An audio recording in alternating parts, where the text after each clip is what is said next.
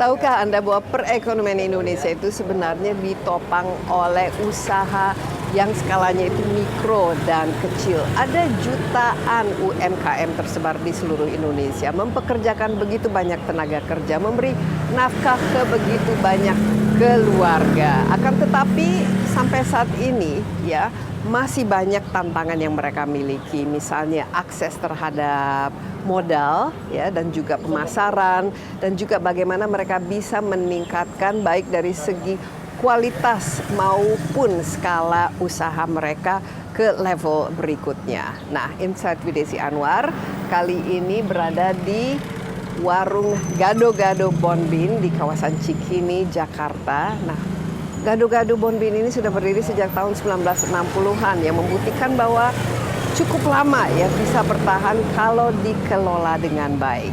Insight with Desi Anwar kali ini juga akan berbincang bersama seseorang dari sebuah organisasi internasional untuk melihat bagaimana usaha-usaha mikro dan kecil di Indonesia itu bisa di level ya up supaya jauh lebih resilient dan juga jauh lebih bisa bertahan. Mari kita ikuti.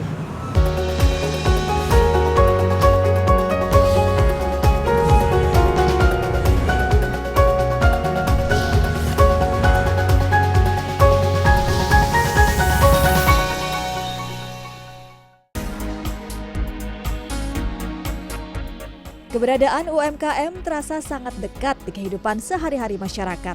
Per 31 Oktober 2025, Sistem Informasi Data Tunggal UMKM mencatat adanya 30,19 juta UMKM di seluruh Indonesia.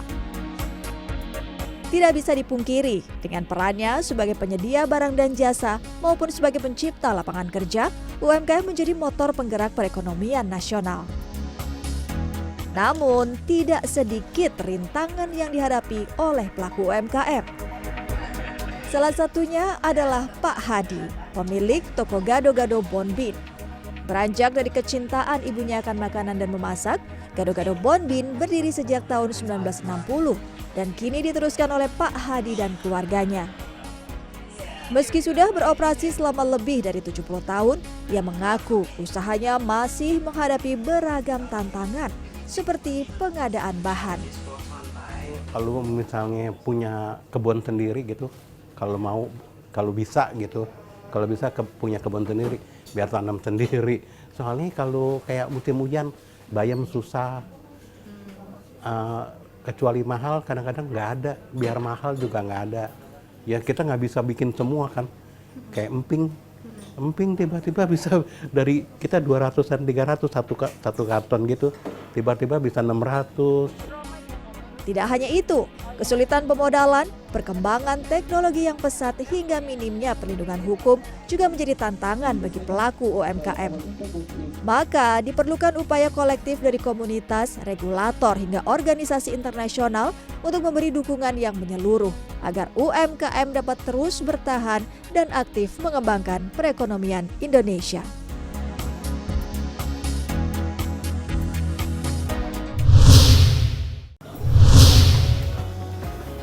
Halo. Halo. Aduh. Mau pesan apa? Gado-Gado Bonbin di Gado-gado. sini yang khas apa? Gado-gado. Gado-gado. Ya. Iya. Saya ada teman yang mau Ya. datang, jadi saya pesan 2 gado-gadonya, sama ini pakai lontong ya? Iya. Bisa. Sama 2 teh tawar, panas. Baik Bu. Makasih. Makasih. Jadi sambil menunggu kita akan memesan dulu gado-gado lontongnya yang merupakan khas ya dari warung ini.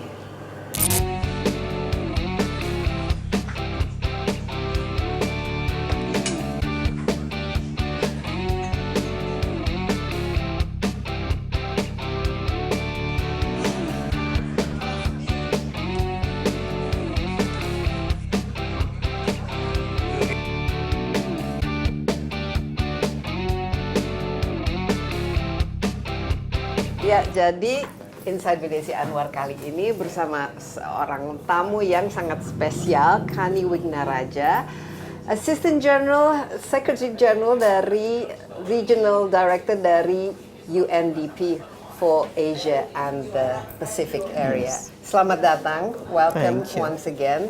Dan ini kita sambil menunggu gado-gadonya ya, karena kita berada di Gado-Gado Bonbin. Nah, ini merupakan warung yang sangat-sangat menarik karena didirikan pada tahun 1960 dan sampai sekarang itu masih ada. Tadi saya sudah pesan 2 gado-gado bersama teh. Mana ya? I've ordered the dish Silakan. that this place is famous for. Terima kasih. Terima kasih. Silakan. Selamat makan. Selamat makan, terima kasih. Kanni, have you had gado-gado before? Yes, and it's wonderful. I love it. Okay, Yes. and thanks for joining us. And I think it's really great to have you in a place that is so Indonesian, as opposed to being in the studio. So Right. this is the real face of Indonesia, Right. and this place is very unique. It was built in 1960. That's right, I heard, yes. I mean, even older than me. yes. And until now, it still survives. So Yes. enjoy. Thank you. Gado Gado. Thank you. So while we're eating, tell us a little bit about your visit to Indonesia. What have you been up to? Where have you been? And maybe a little bit about what it is that you do as the Assistant Secretary General Sure. and Regional Director for Asia and the Pacific from UNDP. So first, thank you for having this chat with me in this location. As you said, this is as real as it gets in terms of how small businesses grow and thrive. So one of the key things for me is coming back to Indonesia. I have been visiting over many years, over 25 years. Wow, so you Yes. know Indonesia very well. Well, I mean, you still only get to know it little by little. And there's a huge difference. I first came in 2001, and so I can see some of the big changes. And for UNDP, who has been here for decades, Yeah. it's also important we move and change as a country grows. The call on us is different. And so that is one of the key reasons, is to come and work with the team, all our national partners, to see what can UNDP do best in currently and going into the future. And one of the key asks is to work more and more to support the micro and small enterprises. Because MSMEs, this is 96% of the Exactly. economy. It's practically the backbone of That's the economy. right. Without the MSME, I think Right. Indonesia would be so vulnerable to all sort of economic Yes. problems, particularly Yes. from the external impacts. But so Indonesia is part of your trip to the region? or- Yes, it is. I'm coming from the Philippines, and it's a very grounded program here. What I like about the way we work here, we work at the national level on policy, regulations, laws, the big changes that we support the national government with, and then we are very local. So across the country, and this is quite a vast archipelago. That is huge. My It's goodness. the largest in It really is. ASEAN. That's correct. It's also then working at a very local level, so that it shows the impact of those policy changes at community level, and we hear from the communities and also bring that back to say maybe we need to consider changes in policy. Now, particularly during your visit in the region, Yes. and also I know Indonesia quite well. But how do we compare? Especially, what really sticks out during your visit this time, and how are we compared to our neighbors? And also, what are the sort of similarities or the commonalities that Right. we have in the region, particularly from, like you mentioned, the grassroots levels, from the small and the micro scale businesses Right. in the region, which is Right. something that is very common in this part of the That's world. true. You know. Well, one of the big commonalities is that this region really thrives on the small business sector. It is what keeps household economies going, and through all types of situations. So think of the big economic crashes before, right? Think of the crisis in the Middle East and the shock waves that are hitting other countries. The resilience, the ability to absorb shock comes down to small micro businesses. So that is something I think that's quite common to the larger Asia region and the Pacific. Maybe some of the differences, you can see that maybe Indonesia has buffers against the current financial shock from the Middle East, more so than some other countries. How do you grow the economy and grow your natural wealth? I think for too long, and I'm sure you've heard this from many who have thought it was a trade-off, one without the other. For UNDP, it has never been a trade-off.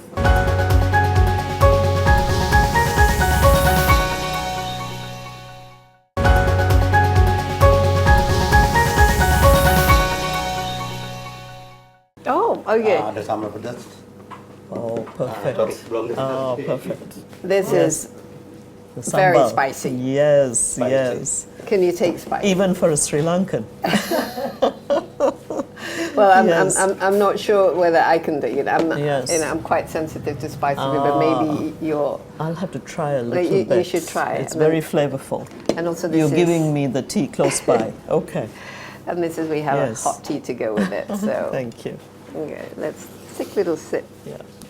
But so yes, so that the way stability has been maintained, and you have to do that if you're 280 million plus people Yep. spread against such a vast region. That is really important. So economic stability that then goes with the way, how do you grow this country?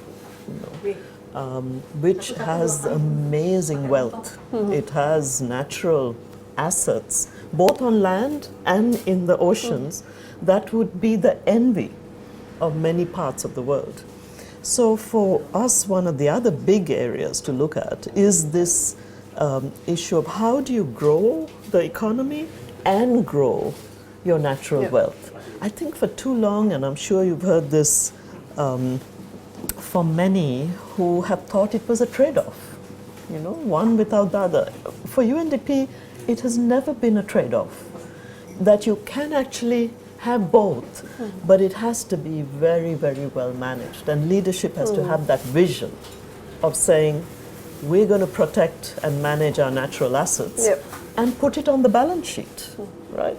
Then you see a level of wealth that looks very different.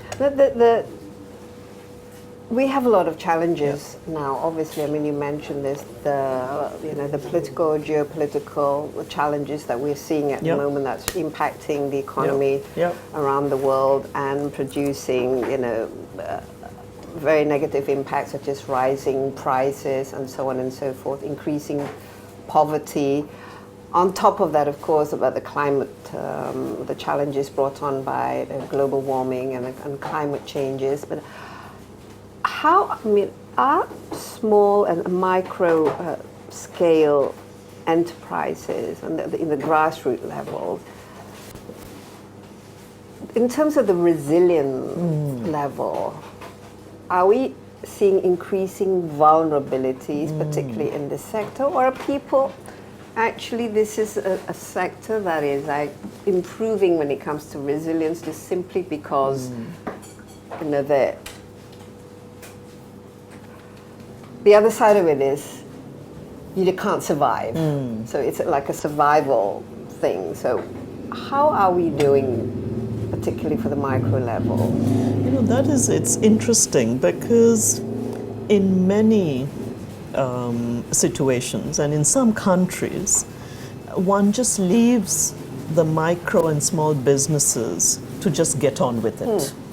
And Because they don't have a choice. I mean, otherwise, that's right. no one's And going to yes, feed them. Otherwise. that is correct.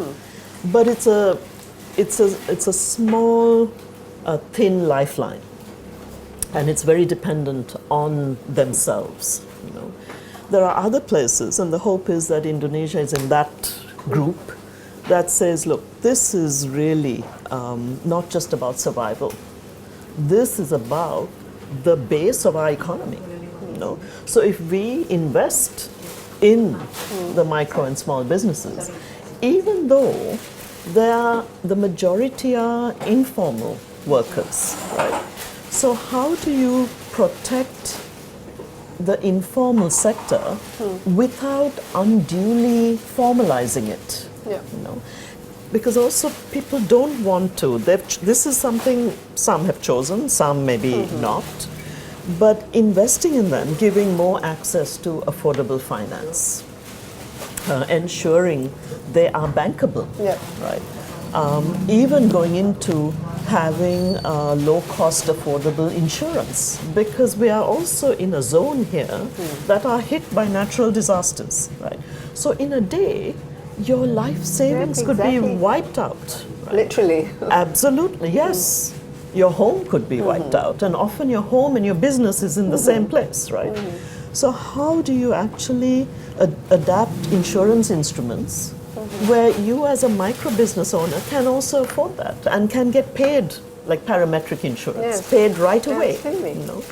So there are ways in which better skills, access to digital platforms, I mean, you know, with Gado Gado, you know, maybe you don't even have to come to the location, but if you've got an online platform and the ordering is happening, Exactly.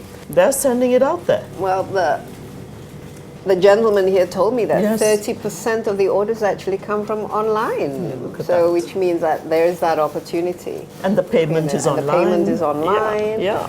So, Yes. so you, as a UN Assistant Secretary General, working together, Yes. obviously, with the Yes. governments across Asia and the Pacific region, tell us some of the ways that international organizations such as the UN can actually not only mitigate some of these challenges, but actually speed up this, what we call the leveling up Right. of these enterprises, so that they can be not only resilient but Yes. sustainable.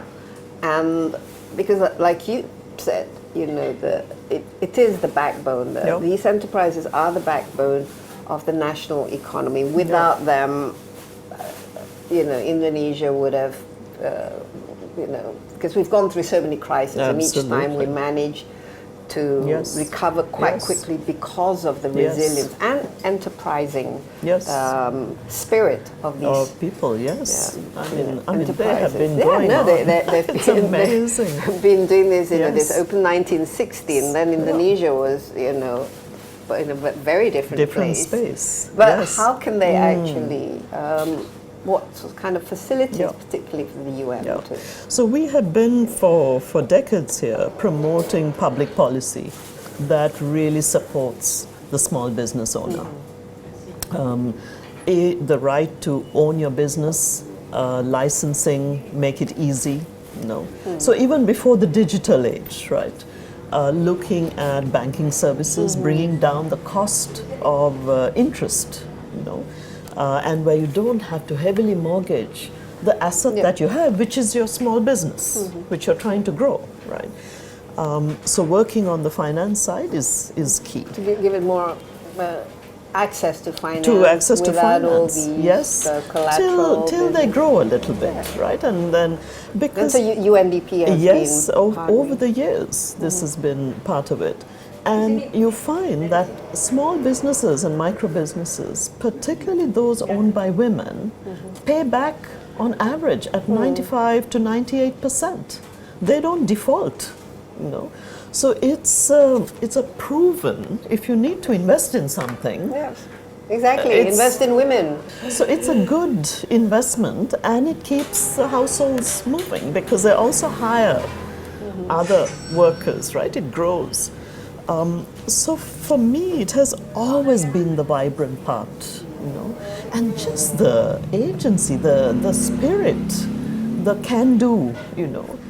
It's amazing. I mean, there's a don't give up, you know, keep going. So the strength, almost the DNA of a country, its pride, its ability to stand up to shocks, often comes from that kind of group, which is solid.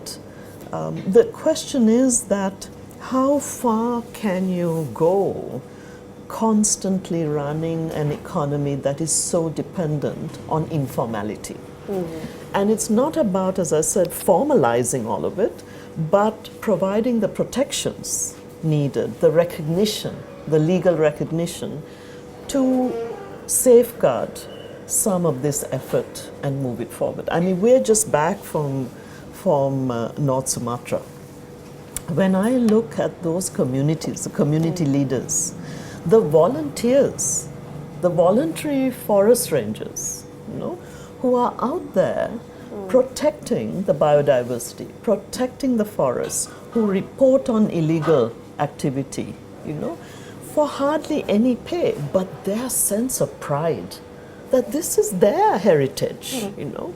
And so this issue of then saying, okay, how do we support more of that? Because this country should really move on there. that question, let's take a little break and actually try this enjoy delicious the gado-gado. Gado-gado yes. actually, it's in Indonesian, it means a mix of everything. As you can see, it's a mix of different types of steamed vegetables with a bit of lontong, which is rice cake, and of course this is a kerupuk. Bon appetit. Bon appetit, indeed. We'll take a little break. Yes. A lot of the economic proposition would be how do you sustain a certain level of growth that moves people out of poverty and then keeps them out of poverty. So there's no fallback, moves into middle class and stabilizes the economy in the center.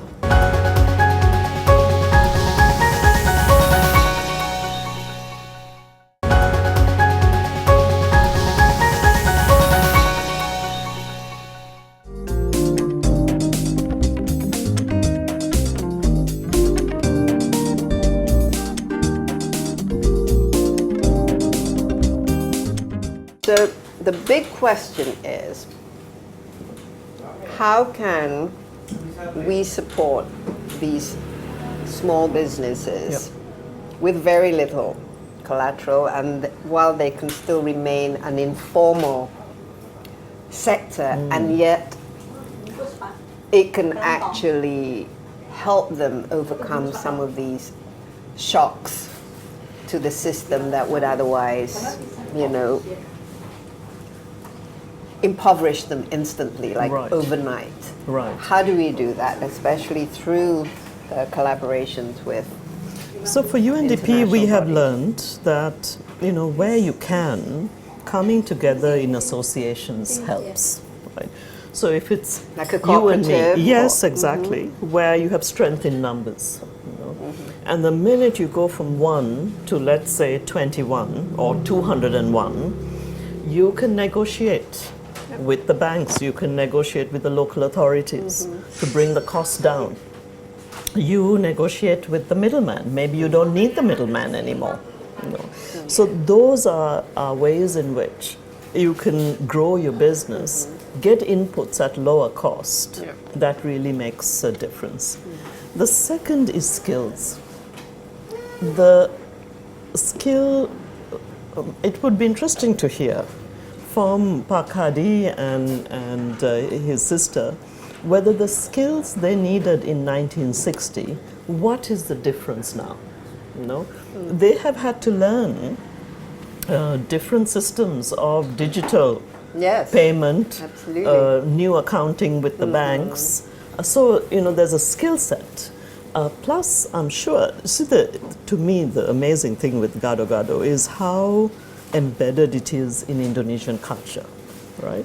We're all gado-gado people here. There you go. You know, the taste. Bhinneka Tunggal Ika, unity in diversity, is our Oh, so that is motto. amazing. Yes. Amazing. Yeah. So, you know, just natural ingredients, locally produced, but has to be at scale. Right? Because let's say I come tomorrow and there's no gado-gado because they've run out of ingredients. So for us, a key thing is the whole value chain. You know, how do you link it to who's growing all of these amazing natural ingredients, but not just one-off. Can they do it systematically? You know, and that is how they've grown their business. Because everyone who came here since 1960 is guaranteed an amazing salad. Which means that there's, you know, the supply chain is It always works. there. They can always source the eggs and then the cooked Eggs. pork and the vegetables and Exactly. so on and so Exactly. forth. You mentioned about technology. Technology is also nowadays is Yes. super important. Yes. How can we Yeah.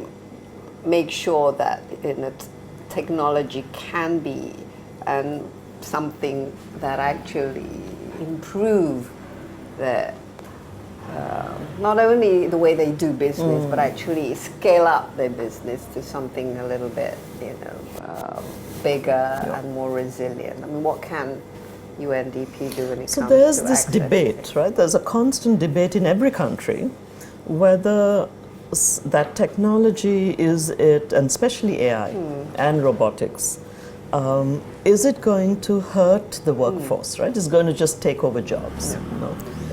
Now, let's hope in our lifetime there is no robot who can make as an amazing gado-gado salad as this. You know, so there are areas where it helps because payments are faster. You can look at how some of the ingredients can mix and match by testing it using. You can learn from other countries, right? You can help your through the value chain to make it a much more compressed and accelerate delivery. We can market it better. You can market it better, which they're doing on a digital platform. So there's a lot of that that's good. The issue then is whether there's, by learning and upskilling, can you make sure, and particularly a country that has such a young, youthful population, what are those areas where you can use technology to move to that next stage? Yeah, absolutely. I was thinking more, I mean, you know, our Pak Hadian with the gado-gado, they've been around since 1960. Right. And nowadays, when we talk about micro and small enterprises, the other side of it is, you know, like startups. And that's like That's true. The micro and the small enterprises sort of, you know, have the subsistence level. Yes. You know, you have the warung, you know, the small sellers. But there's so many that are actually based on technology, you know. Across the region, what do you see are happening, particularly with the young people, setting up their own thing, using technology not only as the main content of the enterprise, but to really, you know, scale up their businesses? And what can we do for them, particularly like you said, now in Indonesia, our demographic, sort of what we call the boners, are mainly Gen Zs. Yes, And then the yes. alphas are now coming up. Yes. And Yes. they're coming up with all sorts Yes. of creative ideas for Yes. their businesses. Yes. That's a bit You know, the different, good- slightly different approach, right? Yes, I mean, the good thing is here, I mean, the size of this country is such that a lot of startups have a ready-made domestic market, right? Which is not the case in tiny countries, you know, where the population size is so small. The question is, for a lot of startups to sustain themselves, you need to grow that middle class, because that is what then feeds the startups and allows them to go from startup to a more secure business offer. Yeah. And so a lot of the economic proposition would be, how do you keep how do you sustain a certain level of growth that moves people out of poverty and then keeps them out of poverty. So there's no fallback, moves into middle class and stabilizes the economy in the center. You know. That to me is so the startup culture. Initially, you need the innovation. You need to kickstart, right? You need the seed funding. You need the network, etc. But at some point, you are tested by the market, right? And so this is also why X number of startups will just fail or fade. But the ones that continue is because they find that market proposition and then get into venture capital, etc. But there's another thing about startups is, for us, what's really important is which startups also provide a social and environmental value. It can't be, it can't just be about economics. Because I think people at the end of the day are looking for much more. And sometimes we forget about those values, till young people remind us that no, they're not in it just for a quick buck. They really do want to see how this protects their environment, how this protects culture, their cuisine, which could otherwise disappear. Can you imagine if instead of having gado-gado, all you had was fast food options? Well, we have that as well. But they have way survived. Too much. Yeah, exactly. They've survived because they're offered. And there should actually be more of these things. Absolutely. Yes. So it's, so that's why heading out also this time to North Sumatra, you can see the value of protecting those rainforests. My gosh, I mean, when you look at, these are critically endangered, right? The orangutan, the Sumatran elephant, so many species that is only in these habitats. It's a global public good. So Indonesia is protecting it, and those rangers and community leaders are protecting it not only for Sumatra. And these are the kinds of things UNDP care about. This is a big part of our work, bringing the economy and environment together. Yeah. In an inclusive way as well. So that socially people come together, even in very remote areas. Digital helps with that, right? Technology should assist. Absolutely, because the reach of, a little bit like the reach of the orangutan. I'm told it's 7 feet, wingtip to wingtip. They have very long arms. That is the reach you need, I mean, metaphorically. And where services can't go, let's say banking or insurance, digital services can go. People don't say, it's not in those top 3, I want a better income, I want to be rich, I want to be famous. It's amazing that the fundamental values is this sense of identity, justice, and being safe.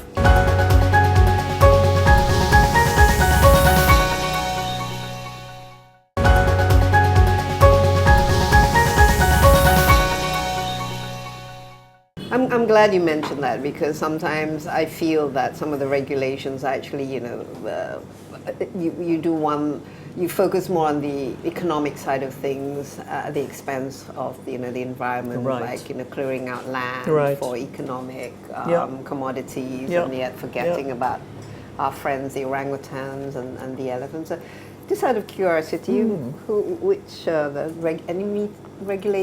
with regulators, and who are the people you're talking with in the government, and what kind of things are you discussing, and how do you assess the concern, towards these economic issues? We've met with almost all the ministries that we've been engaging with. So from foreign affairs to finance, the coordinating ministry on food, then forestry. So it's a large spectrum that we work with. We work with the health ministry. So there's been very good conversations.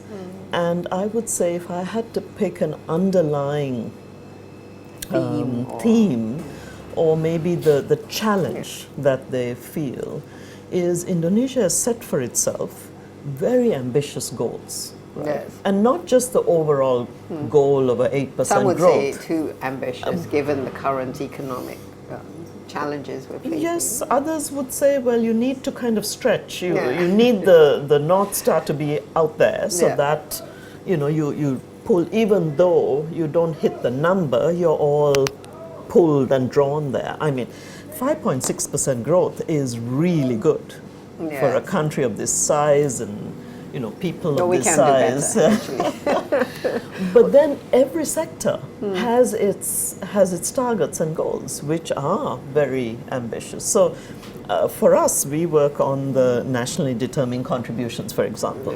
Indonesia's NDC is very ambitious, but you want it to be that way. You don't want it to be under par. No, of course not. So- but are we on the right track to? I mean, having an ambition is one thing, One but actually thing. working towards it, as opposed to going off in a tangent, is So different. that, I would say, is where the question and the need to build systems and capabilities come in, which is delivering behind the ambition. And to deliver behind an ambition, you can't just do it in Jakarta. Yeah, absolutely. You have Certainly to go to not in this widespread the geography. regions, yeah. And that's where you have to build capability then. So you've got that sense of empowerment and that great sense of saying, this is I'm going to do it, but you need the systems, the capabilities. I mean, we were talking to waste pickers, and in and around Medan, the country cannot continue only with landfills, right? You have to do something more. You have to address it at source. You can't drown in plastics. Yeah, you have to start at home, doing your recycling And it starts so from on. there. Every individual, it starts from there. Then you've got to look at all of the waste value chain, because waste also has value, right? It's Yeah, money. especially when you turn it to energy. And many other feed, fertilizer. I mean, there's a whole range of things, but you have to deal with it first. And who are the front line? The waste pickers, right? Because they are working on these mountains of waste every day, and with very little protections in terms of legal protections, health coverage. So it is really, you've got to look at who sits behind. When we say value chain, it almost dehumanizes, because at the end of the day, it's people, right? So speaking to the waste pickers and asking them, what do they need? What do they see as some of the ways to improve this? It's amazing, the ideas. What are their response? First, that you cannot just keep doing this day in and day out. That there has to be, and they And raising their appreciate. children on the, to do the same thing. Absolutely. Who wants to do that, right? We all want that next generation to move ahead. So for them, embracing the technology, embracing different ways of sorting, using, and these technologies are there now, but also just basic health protections for them, for themselves and their families. These are things they were saying is important to them. So for UNDP, working with mayors is really important because it's primarily an urban issue. And as Indonesia grows faster, urbanization is going to be a big issue. And you want that urbanization to happen in a safe space and in a way that brings everyone in and doesn't exclude people. So it's always eye-opening when you go out there and speak to people whose everyday lives can be improved just with small things. But Kanni, you've been here to Indonesia over the years. Can you see us sort of actually improving, Kanni? And if so, in what ways do you see? Are we moving forward? Are we on the right track? I mean, now we have this 2045 is That's our right, yes, golden yes. Indonesia, where we're going to be Yes. 100 years old. And of course, that's always a huge kind of milestone for any country to reach. I mean, I'm just curious from sort of an outsider's perspective? Because sometimes when you're in the country, you sort of get caught up in these problems. You know, you think like, Yes. okay, you know, we're not going anywhere. It's a, you know, we're getting. Are there things that we can be optimistic about? Do you think, given your international UN perspective? It's certainly a country on the move. You know that. Which direction? Well, headed for me certainly in a lot of right directions. Okay, There that's will good. always be frustrations, and as you say, if you take it in the moment, you know, you take the year you're in or the month you're in. Yeah. It could be very frustrating, right? Because things that are important to you may not be moving as fast as you want it to. Whether that's growing a particular business you are engaged in, whether it's education, the education sector where you want to see improvements, whether it's improvements in the health sector. You know, these take time, but it's moving in the right direction. Now, if you said, are there places where one can accelerate some of this? Yes. Do we have to wait 30 years to get some of the best health technologies in to really boost the public health systems? How does one measure one's public education system with the best measures in the world? Because Indonesia shouldn't measure itself just against itself, right? It's now, I mean, this is a... Well, how do we compare against our neighbors in the region? I mean, that's the best way, perhaps. You know, You mean sometimes in we the sort of, ASEAN yeah, the group? ASEAN and even the Asia, and well, even globally. Sometimes you I think need to it depends on which SDG, for example, our or which SDGs, which really. measure you're looking at. Yes. And there, I think the team has done with ASEAN a comparator. I haven't gone into those details, so it's hard for me to say exactly how it compares with some of the others. But overall, I mean, you know, this is the large presence in ASEAN. You know, this is a country that is really so. Whether it's on energy security, whether it's on water security, whether food it's security is now food becoming security is you know, a we big have issue. We have the free lunch thing going on. That's right. That's right. So how do you grow things like that without it taking away from some of the other big programs, right? So it's in order to grow your fiscal space, can you also reduce or increase where the savings can be? So instead of cutting another program or reducing it, you save and then put it in to the big national priorities.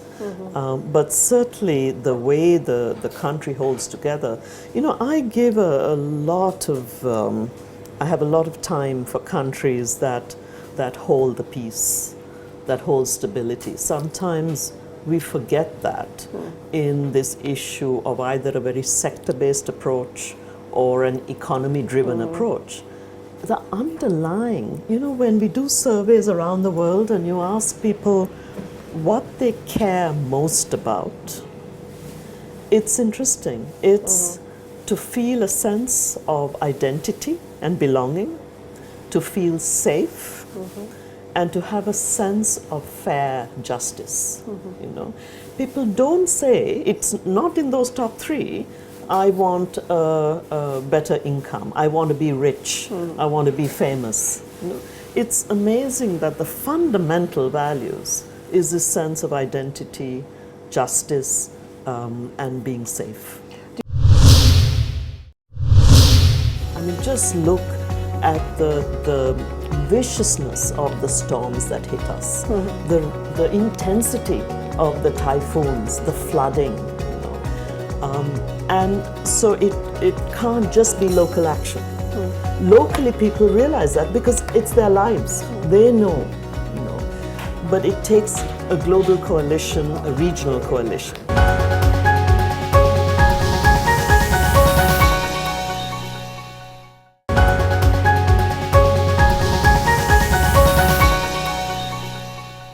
Do you see that, particularly in the areas where you are regional director of the Asia and the Pacific areas, are those issues like, you know, environmental issues and also inclusivity and having more women in the workforce, and also just the idea of, you know, giving back, you know, whether it's to the community or to the environment or to the society at large. Do you see it as sort of like a, you know, is it a positive trend that we are seeing? I mean, you know, recently identity politics has been something that we've seen a lot of in the West, for example, and in the US, but particularly in the region. Do you see the young people, because they will be the future leaders of the countries? Are there a different mindset now in those? No. Well, you and I are young too.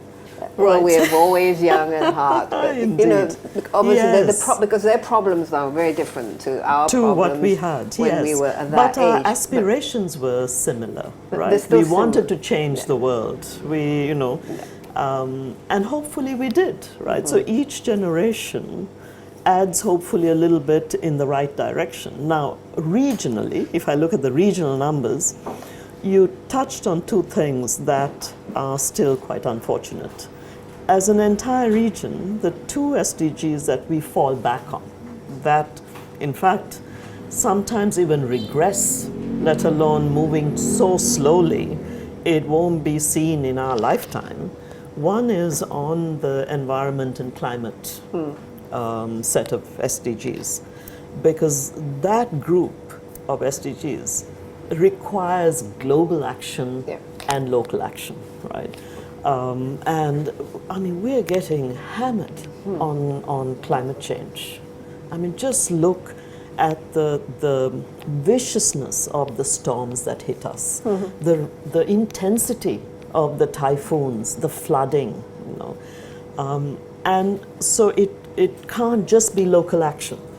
Locally, people realize that because it's their lives. They know, you know. But it takes a global coalition, a regional coalition. So that is an area we need to do a whole lot more. The other, which is a real blot on our existence, is the gender-related SDGs, because you would think by this time in our countries, women had equal access to education, to employment, to equal pay, right? To running for elected office. None of these indicators do we do well on. And that is a real shame, because you can look at all the science and the numbers.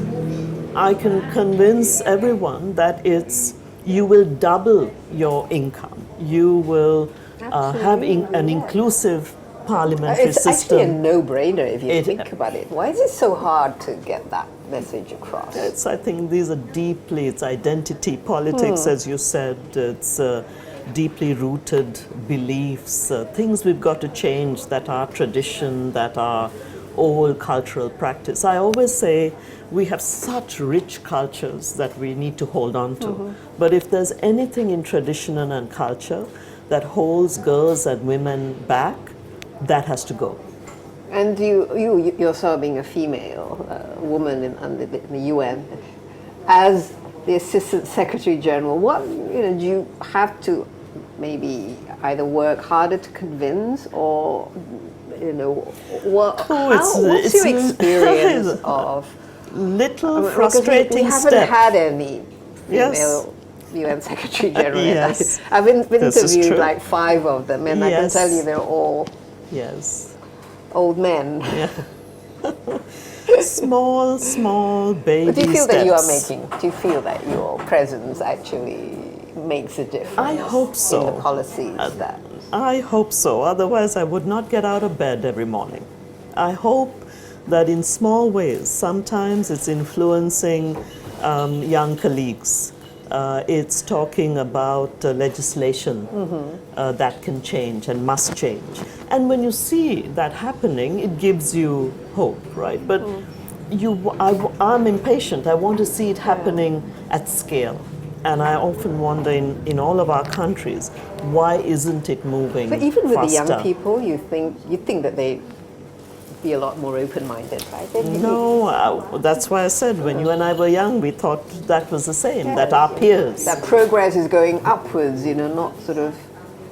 So what's happening with the UNDP? You know that famous over there? T-shirt that said, "I fought this in the 70s," right? I mean, why am I exactly? back How fighting come this is, again? How come this is an issue? And also maybe this is something that Yes. even young women need to Yes. learn about that Yes. in order to And be young able, men, and young men. particularly young men or mothers Absolutely. raising young men. That is absolutely right. Being able to take part in politics and being Yes. able to vote is actually not a given. No. We have to fight for it. That is absolutely right. With our lives and with our Absolutely. So, tell me to wrap it up. What are your thoughts for UNDP itself? You have big, exciting projects or initiatives coming up, and particularly anything of interest for this part of the world and for Indonesia in particular. Well, see, this gives me hope, right? Because we have an amazing team here, and they've got the energy, the ideas, and they've got the access and the partnerships. So to see them at work, for me, just gives me a lot of hope, a lot of pride. A lot of women in the team. And a lot of women in the team, amazing women in the team, but also amazing men in the team. Yeah. So if I look at big areas, which is really all of that work on the blue economy and the marine side of things, right? Because Indonesia for a long time had focused on its land-based. Yes, I know, which is weird because we're like an archipelago. You've got by definition, massive we're ocean islands. assets, right? So that's a big piece of it. Then you've got this issue of really how do you create more opportunity and more new skills for jobs for young people. I think that is a whole area that is another big push, a driver for us. We work with Indonesia also in its ASEAN clothing, to look at regional cooperation. And like you were saying, these days, this issue of energy security, water security, and food security are three completely integrated issues.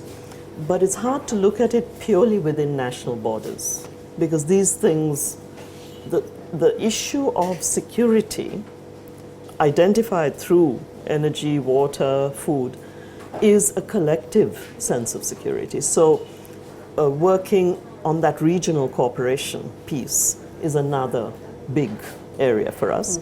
Then the whole digital revolution absolutely. and transformation. And the AI problem. And the AI piece, Making that is sure going to that- be, Now underlying all of that is our work on economic governance and the capabilities of institutions to make policy and deliver policy so that they push these areas forward.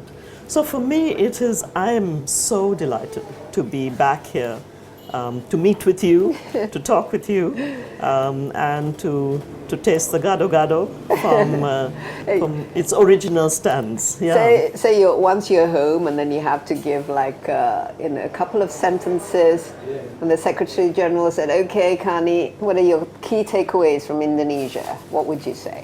What are you bringing back? I would say it is an essential part of peace and stability in this region, and should continue to engage and support that. I would say there's huge potential there that can be realized on the ocean and marine conservation with an ocean economy, which it can show the world where it's going, and that it's home to not just amazing forests, but to people, particularly young people, who are going to reach for the stars. Okay, well, on that note, then thank you for that optimism. You remain optimistic, I obviously, do, about absolutely. Indonesia, and you will continue to come back. I would love to, Indonesia. indeed. Kanni, thank you so much Thank for you. your time, your insights, and I know I've been keeping this gado-gado from you, but we've had such a wonderful, Yes. wonderful chat, and I've learned so much. And once again, Thank you very much.